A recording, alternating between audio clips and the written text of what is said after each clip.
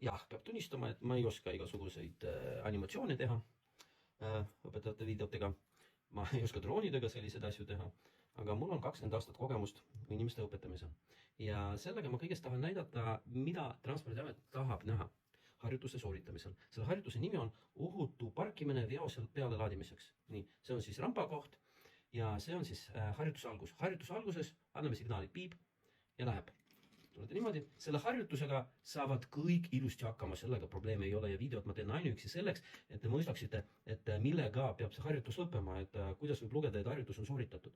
Nii, ja siin on see lõppasend, et auto tagaots ei tohi olla kaugemal kui 1 meeter sellest rampast. Ta peab olema enam-vähem oma koridoris ja veel üks asi, et seda rampat võib lükata, aga mitte kaugemale kui 30 centimeetri võrra.